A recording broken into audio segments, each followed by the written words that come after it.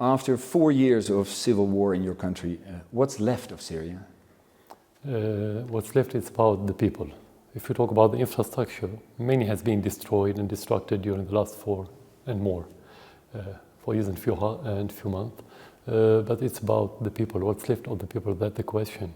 And it's about how much they withstand this dark ideology that the terrorists brought with them from different countries. I think the majority of the people now support their government, regardless of their political spectrum, and they still support the unity of Syria and the integration of the society as one society with multicolor aspects.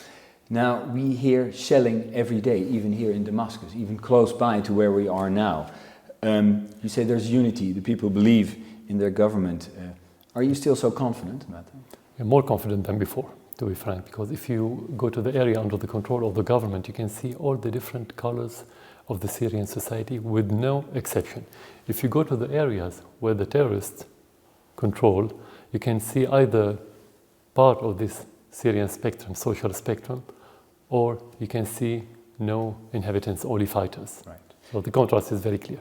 Now, roughly 4,000 Syrians flee your country every day, 4.3 million up to date. You must hear some of their stories why they're leaving. How does that make you feel if you hear that? It's sad stories. It's about hardship of every single person, every single family. We live with this story on daily basis, as you mentioned. But it's not enough to feel. What can we do? Because they left because of the terrorist attacks, direct attacks, because the terrorists attacked the infrastructure, and because of the Western embargo that led to the same target of the terrorists, directly or indirectly. I think most of those are ready to go back to their country. They still love their country, but the living in Syria could be unbearable for them for different circumstances. You say most of them are ready to come back, but from many stories they tell is they flee for terrorism, of course, but a lot of them flee for your government and your armed forces as well. Yeah, if you're in Syria now, you can go to the area under our control. You can see that some of the families of the terrorists or the extremists or the militants, whatever you want to call them, they live under the supervision of the government and the support of the government. So how could they, why didn't those families left Syria? Okay, well, we hear stories in the West of Syrians coming here. They talk about torture, widespread, people in prison, things done by your armed forces. That's the reason why they leave. Is there truth to their stories? Let's talk about the fact. The fact will tell you if it's true or not. If you are torturing your people, attacking, killing, and so on, and you have the enmity of Western government, the strongest country in the world, richest country like in the Gulf, like Turkey, all our neighbors are against me as president or against the government. How could you withstand for nearly 5 years in such circumstances if you don't have public support? And how can you have public support if you are torturing your people? I mean, if you have mistakes in reality, that could happen. That would happen anyway. So especially especially when there's war. You could have single mistakes committed by a certain person. That would happen. You have chaos sometimes.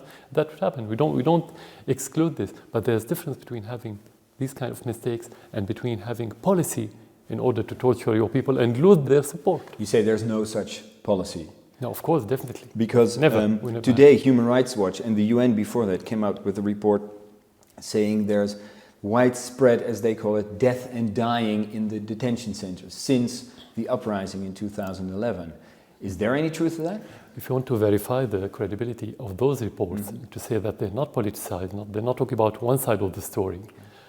You mentioned the shelling of Damascus 3 days ago, and that happened every few days, and killing many civilians, innocent civilians. Did they mention anything about the reports? You have many evidence that's been published by the terrorists in the internet, photos, videos about torturing, about killing, about beheading. Did they mention those stories? So it's one-sided. Even the UN? Yeah, definitely, it's politicized. Even the UN is controlled by the United States, and the United States is against Syria. This is the reality. Everybody knows. But you are part of the UN. Syria is part of the UN family. Yeah, but the UN is a biased institution because it's under the control of the United States and its allies. And so you say reports about widespread torture, human rights violations after 2011, those are biased, not true. They are based on stories. Stories, you can pay anyone to tell you any story. Like the Qatari is doing this, they publish many reports financed by the Qatari, by the Saudi. This means nothing. You want to make investigations, come to Syria.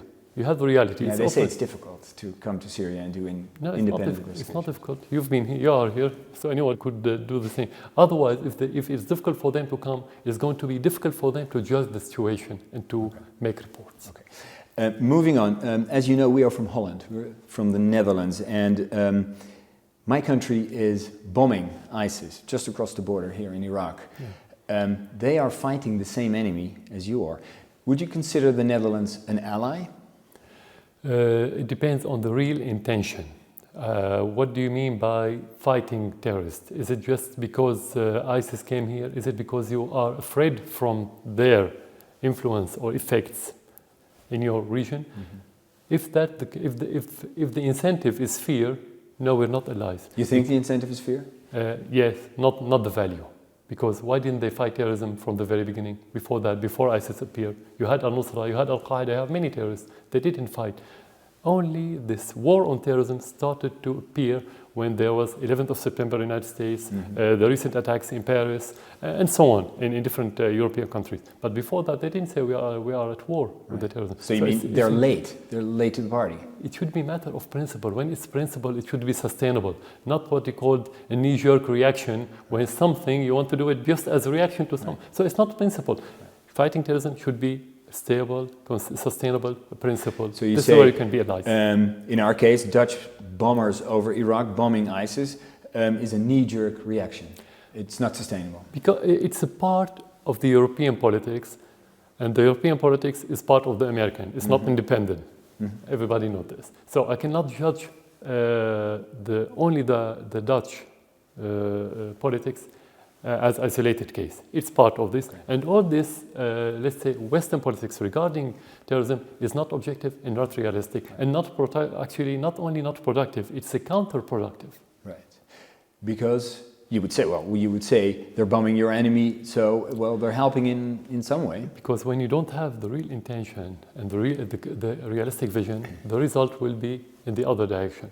You've been bombing, maybe you had good intention, maybe, I mean, the politicians in your country have good intentions, but what the reality? The reality that ISIS has been expanding since the coalition started in 2014. So bombing is not working? It's not working. You cannot fight terrorism without troops on the ground and without real social incubator that support you in your war against those terrorists. So do you say bombing like the Dutch are doing is for show?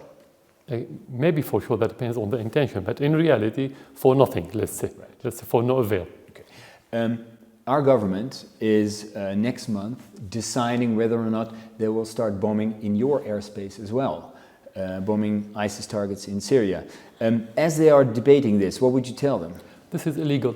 This is against the international law. We are a sovereign country. If you are serious about fighting terrorism, what the obstacle for that government to call the Syrian government to say, let's cooperate in fighting terrorism? Right. The only obstacle is that the Western policy today towards Syria, that we need to isolate this state, that president, so we cannot deal with him. Right. Okay, you cannot reach anything. Right. So you say it's illegal if the Dutch would bomb. They should ask your permission? That's what you're saying? The government permission. Have they ever been in touch with you about any of this? No one of them, no one. No. Some European governments send their intelligence in order to make kind of cooperation, security cooperation regarding the terrorism, because they are afraid of the terrorists. Right. Of course, because they say there's a mandate for it because Iraq has asked for its help, and now we can bomb in Syria as well. No, they cannot. They don't have the right. This is illegal. Okay. In every sense of the word, illegal. The Netherlands are also saying if there should be sustainable peace in Syria, that has to be without you. There might be a transitional period, but in the end, it can only be without you. What would you say to a statement like that? If you accept as a Netherlands citizen that somebody in Syria would tell you who's going to be your prime minister or not, we will accept it. But you don't accept it, and we don't accept it. As you say, we are a sovereign country. Whether they have good president or bad president, this is a Syrian issue. It's not European. Right. The Europeans has nothing to do with such a thing. That's why we don't respond. We don't care about it. Right. Yeah, You don't care about, no. in this case, the Dutch would say. This is Syrian issue. The Syrian people would say who's going to stay or not. If the Syrian people doesn't want me to stay, I have to leave right away, today. One more question about Holland and our neighboring country, Belgium. Hundreds of wannabe jihadis come here to Syria. Why are they coming here? What are they looking for? The most important question, why did you have them in Europe? Coming, that's natural. When you have chaos, when Syria has been turned into a hotbed for terrorism because Europe and Turkey and Saudi Arabia and Qatar and those countries supported terrorists in different ways, of course you're going to have chaos and it's going to be nexus for terrorism. That's natural for this fertile soil to attract terrorists from the rest of the world. But the question, why did you have them in Europe? You didn't deal with the terrorism in a realistic base. So what did Europe do wrong in dealing with them? I think it's about two things. If you ask me about why that's my question. First of all, the European government didn't do their job to integrate those people in their society. Okay. They lived in a ghetto. When you live in a ghetto, you're going to be extremist. The second one, many European officials have sold their values for the petrodollar, and they allowed the Wahhabi, Saudi institutions to pay money and to bring this dark and this extremist ideology to Europe. And that's why now you are exporting terrorists to us. No, we don't export. Actually, they came to Syria and then they go back to Europe. They come back to us. And the three criminals who committed the attacks in Paris, all of them lived in Europe, Belgium and France and others. They didn't live in Syria. Now, internationally, the United States always said President Assad has to go. Even yesterday, Secretary Kerry said, well, maybe not immediately, and we're not looking for regime change. Even the French are now saying the president may be part of a solution. Your luck seems to be changing. Thank you for them to say that. I was packing my luggage. I had to leave. Now I can stay. We never care about whatever they say. They've been saying the same for 4 years now. Right. Did anything change regarding that issue? Nothing. So this is a Syrian issue. Whether it's Obama or United States or Europe or any country, we don't care about it. As long as the Syrians want this president or any other president to be in power, he will be there. So to say that he's leaving now or leaving in 6 months or 6 years is not their business, very simply. Okay, but it might help in negotiation, some sort of peace plan. Their attitude towards you. This is another issue that depends on the problem that we've had in Syria. It has many aspects. What the relation between this president or any other president to be in power and ISIS and al-Nusra and al-Qaeda coming to Syria and terrorists killing and beheading. Right. There's no relation. So this is just to mislead the public opinion, just to say that the problem in Syria is the president. So who's more important, the president or the country? Of course, the answer is the country, so the president has to leave. Right. So this is the equation that they try to promote. Right. The only equation for the president is the public opinion in his country, like your country, like any other country. Other than this, if they are serious in solving the problem in Syria, every European official just trying to deliver homilies that could be suitable for church and for mosque, not for politicians, they have to go and work to stop the flood and the flowing of terrorists and the money and logistic supports, armament through Turkey. That's what they have to do. So Turkey is the key in all of this. Of course, this is the logistical key. Of course, Saudi Arabia is the other key with their money and their ideology. Well, coming to that, you say there's Turkey, Saudi Arabia. Internally, if there is, because there are 3 different initiatives to come to some sort of peace process, what would be parties you are willing to negotiate with? Any person who holds armaments and kill people and destroy public and private properties and so on, he's a terrorist. So we don't, as a government, we don't make negotiations with the terrorists. But the problem in this whole conflict is that everybody does that. Exactly. So how to deal with this situation? Because we are very realistic and pragmatic. We made negotiations with the groups of militant, not organization. We don't recognize them as legitimate to say we are making negotiations about the future of Syria. All of them are terrorists, and they don't have any political agenda, by the way. We made negotiation with a group of those in order to go back to their normal life, to give up their armaments and to have amnesty. And it worked. And this is really solution on the ground now. It's moving from area to area. Right. Because, as I said, all the parties are involved in shelling, killing, your government as well. Exactly. How about international parties? Because they are involved in this conflict as well. Who would you be willing to talk to? Is it United States, Saudi Arabia, Turkey, or just Iran and Russia? We are talking to everyone who wants to help in solving the problem. We don't have problem about talking. Yeah. The question, who is ready to deliver? That's the question. Right. And who's ready to deliver? None of them. Only Russia and Iran and their allies and the other countries that support politically the Syrian government or the Syrian legitimacy. But not the West. No one in the West is ready. Few countries are ready because they don't dare to make contact with Syria and to solve the problem unless the United States want to impose its agenda on them and on us. But in the end, you would have to negotiate with as many parties as possible. Of course. Would you be willing to negotiate with parties whose aim it is to have you removed in the end? Of course. I mean, their way, if they want me to go, they have the ballot box. We are ready. We don't have problem. They can convince the Syrian people that there's better alternative. This is not appropriate choice for the future.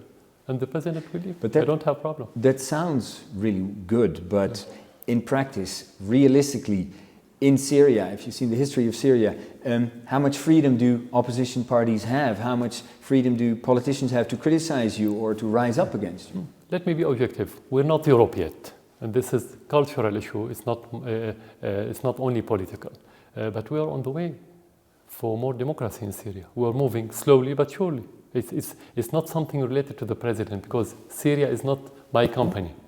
It's a country, it has people. I mean, the process of democracy is a social process and political at the same time. So we're moving forward. But one could say that 4 years ago, there was a step in that process of people rising up and there was a brutal crackdown. How many rised up? Do you have a number?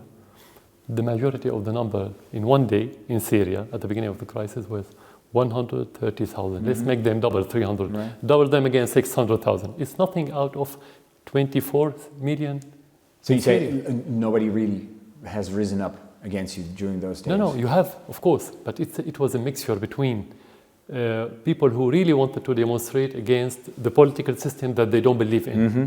You have people who's been paid by Qatar in order to demonstrate for the propaganda, and you have the terrorists who's been infiltrating those demonstrations in order to kill the policeman in order to retaliate. That's what happened in the first week of the... So that's only what happened. The police retaliated on killings that were done from within the group that was protesting. The first week we had many policemen being killed by the demonstrators. Who are they? Yeah. Peaceful demonstrators? Of course you have machine guns and you have everything from the very beginning. So that's what's happened.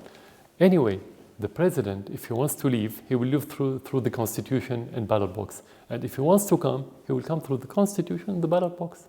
And both will reflect the public opinion. Right. Has there been credible opposition in the last years? Credible people who challenged you? We have opposition. You can meet them. They are in Syria. They live in Syria. They have grassroots, Syrian grassroots, big, small opposition, new. I mean, this is another issue, but we have them, of course, and they are allowed to. Because we in the West would think, well, what we have seen in the media, all kinds of media, a brutal crackdown, and now a war where there's stories of barrel bombs, of massive incarceration, of extreme government violence. One would think twice before he would oppose you, criticize you. The question, what means would you resort to when you have people killing police and destroying and burning for the first days? It didn't happen 6 months later, like the propaganda in the West tried to promote that peaceful demonstrations turned into armed actions just because the crackdown. That's not true. Again, they killed the policeman for the first week. Looking back, what would you have done differently in 2011? What would you have done differently now? The two things that we based our politics on, the two pillars, are dialogue and fighting terrorism. Today we're going to keep fighting terrorism and we're going to continue with the dialogue with every involved party in Syria. So even if there would be an uprising like there was in 2011, you would react the same? If the same happened, people killing police, we have to respond. Right. That's our job as a government. Right.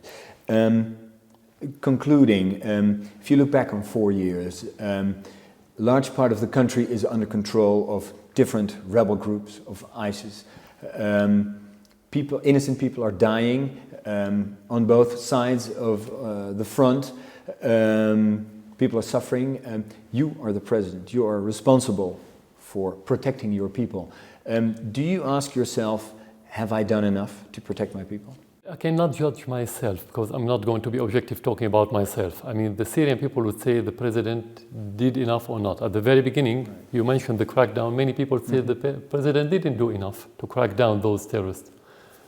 This is versus what you mentioned that's been published in the West. So if we want to be objective, all of us as Syrians, to judge this situation, it should be at the end of the crisis, because the end results will tell you about the beginning. Now we are still in the middle. It's not enough to talk about this. Okay, but can you look at yourself in the mirror thinking, I'm doing enough? Yes, of course, and that changes every day. Sometimes you judge the same action in 2 different or 3 or 4 different ways every day, because you live with a very quickly changing situation, and your mood, your thinking, you're influenced by all these things on a daily basis. So you may change, but no one of them will be concrete and absolute unless you overcome this crisis. This is where you can think more objectively and realistically about your actions as president.